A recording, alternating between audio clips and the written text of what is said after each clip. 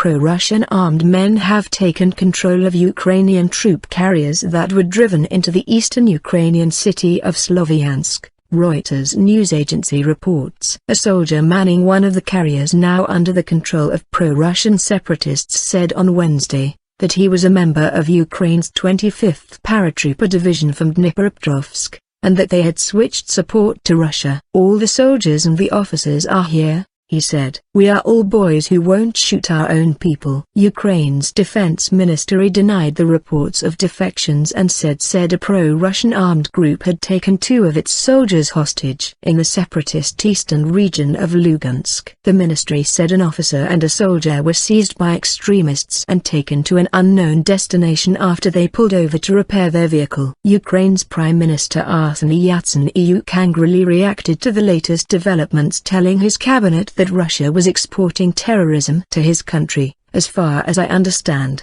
the Russian Federation has a new product for export.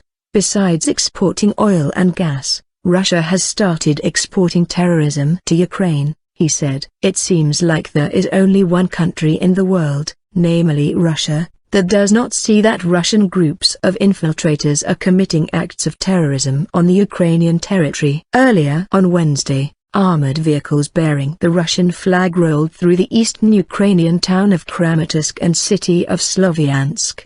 Dozens of armed men in camouflage were seated on top of the 3 vehicles as they drove through Kramatorsk accompanied by a military truck, according to Al Jazeera's Hoda Abdelhamid. Associated Press news agency was also reporting that 6 combat vehicles flying Russian flags rolled into Sloviansk and were enthusiastically greeted at pro-Russian checkpoints outside the city.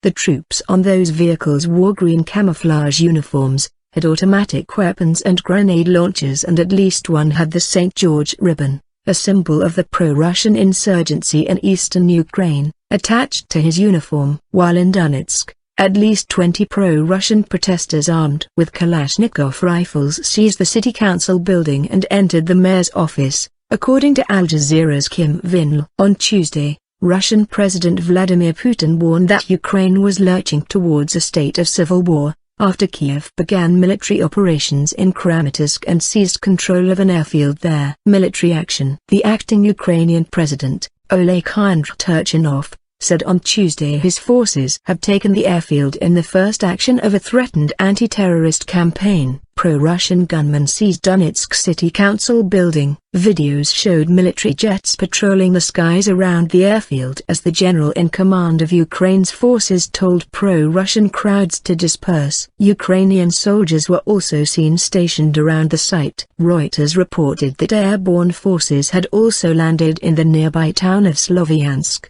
but were pulled back to base after meeting a hostile reception from local civilians. The developments came a day after a deadline set by Ukraine's acting Turchinov, calling on pro-Russian separatists to lay down arms and leave occupied government offices, expired at 06:00 GMT.